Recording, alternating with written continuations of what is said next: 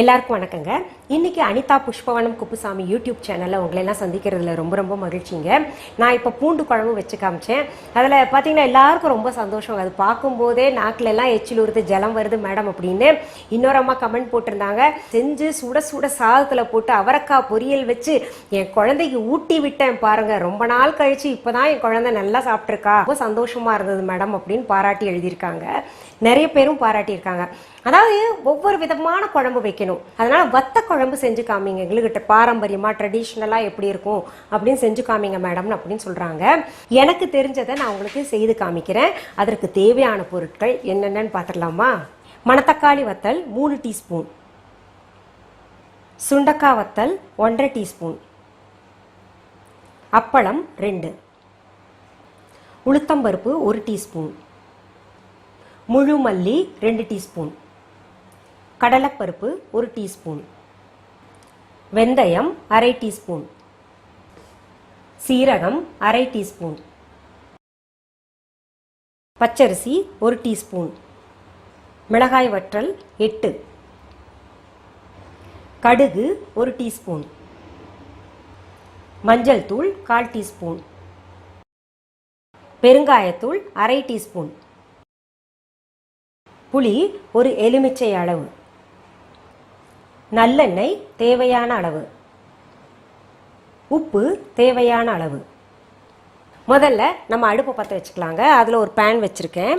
நீங்கள் நினைப்பீங்க இதில் என்ன மணத்தக்காளி வத்தலும் இவங்க சேர்க்குறாங்க, சுண்டக்காய் வத்தலும் சேர்க்குறாங்கன்னு சொல்லிட்டு.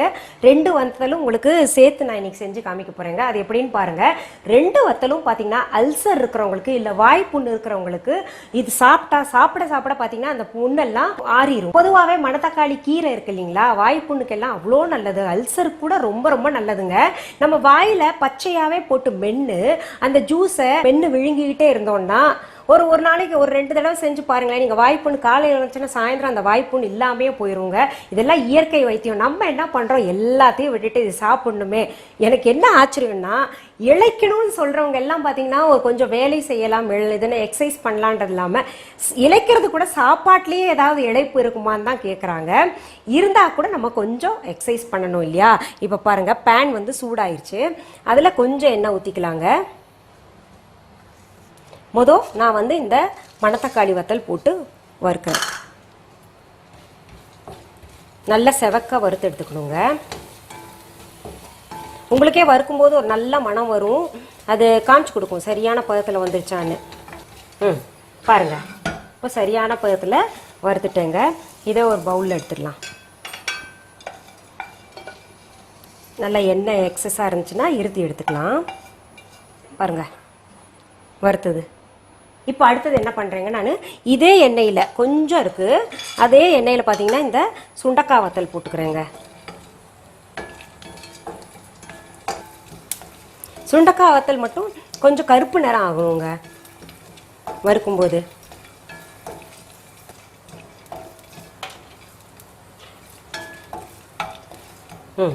இப்போ பாருங்கள், டார்க் ப்ரௌன் ஆயிடுச்சு. நல்ல டார்க் ப்ரௌன் ஆகணுங்க. அந்த மாதிரி இருக்கும்போது நம்ம எடுத்துக்கலாம். பொதுவாகவே இந்த சுண்டக்காய் வத்தலில் நம்ம வறுத்து எடுத்துகிட்டு நல்லா தயிர் சாதம் கூட வச்சு சாப்பிட்றோன்னா ரொம்ப நல்லதுங்க. இப்போ அடுத்தது என்ன பண்ணணும்னா, இதே பேனில் இன்னும் கொஞ்சம் எண்ணெய் சேர்த்துக்கலாங்க. எண்ணெய் சேர்த்து நம்ம என்ன பண்ணலாம், இப்போது ஒவ்வொரு பொருளாக இந்த மிளகா வத்தல் போட்டுக்கலாம், உளுத்தம்பருப்பு போட்டுக்கலாங்க, கடலைப்பருப்பு, இது 3ஐயும் ஃபஸ்ட்டு கொஞ்சம் லேஸ் வறுத்துக்கலாம். அடுத்தது பார்த்தீங்கன்னா நம்ம இந்த மல்லி, வெந்தயம், சீரகம், புளி, உப்பு இதில் கொஞ்சம் சேர்த்துக்கணும். எல்லாத்தையும் போட்டு நல்லா வதக்கணுங்க. இப்போ நம்ம அரிசியும் சேர்த்துக்கலாங்க. இப்போது அடுப்பு அணைச்சிட்றேங்க. பாருங்கள், நல்லா செவக்க வறுத்தாச்சு. எல்லாத்தையும் இறக்கி வச்சுங்க. கொஞ்சம் ஆற விட்டு லேசான சூடாக இருக்கும்போது பெருங்காயத்தூள் சேர்த்து நம்ம அரைச்சிக்கணுங்க. ஏன்னா பெருங்காயத்தூள் நம்ம முன்னாடியே சேர்த்தோம்னா கசக்கும். அதனால் இப்போ பாருங்கள், பெருங்காயத்தூளை நான் சேர்த்து இதில் ஒரு பெரட்டுறேங்க. லேசாக சூடு இருக்குது, கொஞ்சம் ஆறட்டும், அப்புறம் நம்ம அரைச்சிக்கலாம். இப்போ ஆறிடுச்சுங்க. மிக்ஸி ஜாரில் போட்டு கொஞ்சம் தண்ணி விட்டு அரைச்சிக்கிறேன். இப்போ நம்ம அரிசியும் சேர்த்துக்கலாங்க. இப்போ பாருங்கள், நம்ம அரைச்சதை பார்க்கலாம். நல்லா நைஸாக இருக்குது பாருங்கள், நல்ல பேஸ்ட் மாதிரி இருக்குது. இந்த மாதிரி அரைச்சிக்கலாம். அடுத்தது பார்த்திங்கன்னா இன்னொரு பேன் அடுப்பில் வச்சுக்கலாங்க. அதில் நல்லெண்ணெய் நல்லாவே ஊற்றலாம். கொஞ்சம் வத்த குழம்புக்கெல்லாம் உங்களுக்கு எல்லாம் தெரியும், வத்த குழம்புல மேலே நல்லெண்ணெய்லாம் அப்படியே நிற்கும், தடதலன்னு நிற்கும் இல்லையா, நல்ல டேஸ்ட்டாக இருக்கும். நம்ம வந்து பொதுவாகவே வந்து சாதத்தில் இல்லை தனியாக நல்லெண்ணெய் ஊற்றி சாப்பிடுவோம், குழம்பு ஊற்றிட்டு. இது வந்து அதில் இருக்கிற எண்ணெயே போடுங்க. பாருங்கள், கொஞ்சம் தாராளமாகவே விட்டுருக்கேன். இப்போ எண்ணெய் சூடாயிட்டு இருக்கு இல்லையா, அந்த நேரத்தில் என்ன பண்ணலாங்க, நம்ம இந்த சுண்டை வத்தல் இருக்கு இல்லையா, இந்த சுண்டை வத்தலை கொஞ்சம் குறைன்னு ஒரே ஒரு சுற்று சுற்றணுங்க. மிக்ஸி ஜாரில் போட்டு ஒரு சுற்றி எடுத்துக்கலாம். பாருங்கள், சுண்டை வத்தை நம்ம வந்து ஒரு சுற்றுனதில் இப்படி குறைன்னு அரைச்சி தனியாக வச்சுருக்கோம். இதையும் இப்படி தனியாக வச்சுக்கலாங்க. இப்போ எண்ணெய் சூடாயிருச்சு, நம்ம அதில் வந்து இந்த கடுகை போட்டு தாளிச்சிடலாம். கடுகு வெடிச்சிருச்சுங்க. அடுத்தது நம்ம என்ன பண்ணணும்னா, இந்த பேஸ்ட் இருக்கு இல்லையா, அதை போட்டுக்கலாம்.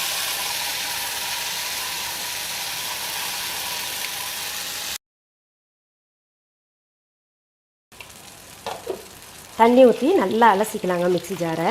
அதில் இருக்கிற எல்லா அந்த பேஸ்ட் எல்லாம் நல்லா கரைஞ்சி வந்துடணும். அதையும் இதில் சேர்த்துக்கலாம்.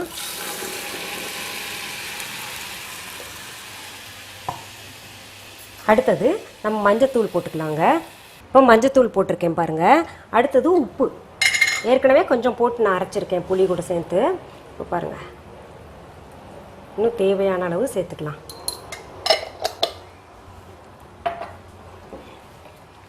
நல்லா கமகமான மனம் இப்போவே வருதுங்க, இன்னும் கொதிச்சா ஆஹா. இப்போ இதில் என்ன பண்ணணுன்னா, நம்ம இந்த மணத்தக்காளி வத்தல் வறுத்து வச்சுருக்கோம் இல்லையா, அதை வந்து இதில் போட்டுக்கலாங்க. மணத்தக்காளி வத்தலில் அந்த துவர்ப்பு இருக்காது அதிகமாக, அது வந்து அப்படியே மென்று கூட சாப்பிட்றலாங்க. இந்த சுண்டக்காய் வத்தல் எதுக்காக நான் அரைச்சேன்னா, இந்த குழந்தைங்க வயிற்றுல புண்ணு இருந்துச்சுன்னா இந்த சுண்டக்காய் வத்தலை சாப்பிடுன்னு சொன்னால் முழுசாக சாப்பிட மாட்டேங்கிறாங்க. அதனால் அதை அரைச்சி போட்டால் டெக்ஸ்சரும் நல்லாயிருக்கும், குழம்புக்கு என்னமோ கருப்பாக அங்கங்கே தெரியுதுன்னு சொல்லி டெக்ஸ்சரும் நல்லாயிருக்கும், டேஸ்ட்டும் நல்லாயிருக்கும், குழந்தைங்க வந்து சாப்பிடவும் செய்வாங்க. அதுக்காக போட்டேன். இப்போ அரிசி அரைச்சி போட்டிருக்கோம், நம்ம உளுந்தும் போட்டதுனால பார்த்தீங்கன்னா உங்களுக்கு குழம்பு வந்து திக்காயிரும். அதனால் இன்னும் கொஞ்சம் தண்ணி ஊற்றி நம்ம இப்போ மூடி வச்சிடலாங்க.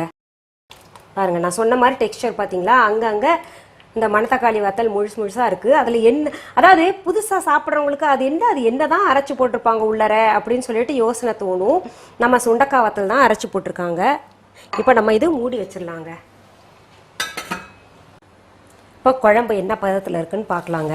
பாருங்கள், நல்லா கொதிச்சு நான் சொன்ன மாதிரி இந்த மணத்தக்காளி உருண்டை இருக்குல்ல, அங்கங்கே பாருங்கள் இவ்வளோ அழகாக இருக்குல்ல, ரொம்ப அழகான கலர், அந்த வத்த குழம்பு ட்ரெடிஷ்னலாக இருக்கிற கலர். இந்த அப்பளம் வந்து இன்னும் கொஞ்சம் சுவை சேர்க்கும். பார்த்தீங்கன்னா நிறைய பேர் வந்து அப்பளம் போட மாட்டாங்க, கொஞ்சம் பேர் வந்து அப்பளம் போடுவாங்க. இது நம்ம வந்து பச்சை அப்பளம் அப்படியே வந்து பிச்சு போட்டுருணுங்க. இதுக்குள்ளே அப்பளம் பிச்சு போட்டிருக்கோம் இல்லையா, அது வேகணும் இல்லை, அதனால் ஒரு 2 நிமிஷம் இன்னும் மூடி வச்சிடலாம். அப்பளம் சேர்த்த பின்னாடி அப்பளம் இந்நேரம் வெந்திருக்கும். வா அடாடாடாடாடா, என்ன அது பாரம்பரிய வத்த குழம்பு. நிறம் பார்த்தீங்கன்னா எவ்வளோ அழகாக இருக்குது பாருங்களேன். அடாடாடா.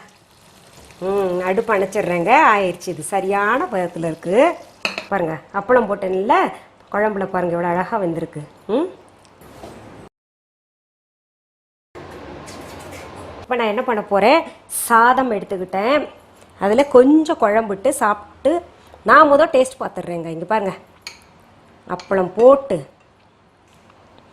ஆஹா, உங்களுக்கு கட்டாயம் டெம்ப்ட் பண்ணுங்க. இங்கே பாருங்கள், உப்பு போடாமல் தயிர் சாதம் வச்சுங்க, இது பக்கத்தில் வச்சு தொட்டு சாப்பிட்டா ஆஹா ரொம்ப நல்லாயிருக்கும். பிரமாதமாக இருக்குங்க, ரொம்ப டேஸ்ட்டாக இருக்குது. கட்டாயம் நான் என்ஜாய் பண்ண மாதிரி நீங்களும் என்ஜாய் பண்ணுவீங்க.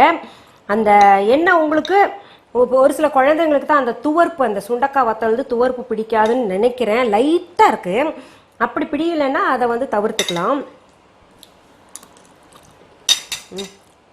நான் இதுக்கு மேலே இன்னும் ஒரு வாய் சாப்பிட்டேன்னா நீங்கள்லாம் என்ன சமைச்சிட்ருப்பீங்க, இவங்க சமைச்சு இவங்களே சாப்பிட்டுக்கிறாங்களே நம்மளை பார்க்க வச்சு அப்படின்னு நினைப்பீங்க.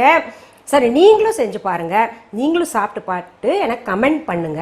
இது போன்ற சமையல் நிகழ்ச்சிகள், ஹெல்த் டிப்ஸ், பியூட்டி டிப்ஸ், அப்புறம் எங்களுடைய பழமொழி கதைகள், அப்புறம் எங்களுடைய பாடல்கள் எல்லாமே தேவைப்படுமே. ஆனால் நீங்கள்லாம் செய்ய வேண்டியது ஒன்றே ஒன்று தாங்க.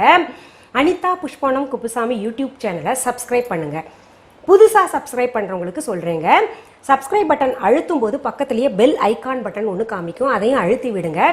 அப்போ தான் பார்த்தீங்கன்னா நான் என்ன பதிவுகள் நாங்கள் போடுறோமோ அதெல்லாம் உங்களுடைய கவனத்துக்கு வந்து சேரும். சரி, இதுக்கு முன்னாடி இருக்கக்கூடிய பதிவுகள் எல்லாம் பார்க்கணும் அப்படின்னு நீங்கள் நினச்சிங்கன்னா டிஸ்கிரிப்ஷன் பாக்ஸ்க்கு போங்க. அங்கே வந்து எங்களுடைய யூடியூப் லிங்க் கொடுத்துருப்போம், அதை நீங்கள் அழுத்தி பார்த்தீங்கன்னா என்னென்ன இது வரைக்கும் நாங்கள் போட்டோமோ பதிவுகள் அது எல்லாமே நீங்கள் பார்க்கலாங்க. சரி, மீண்டும் சந்திக்கலாமா?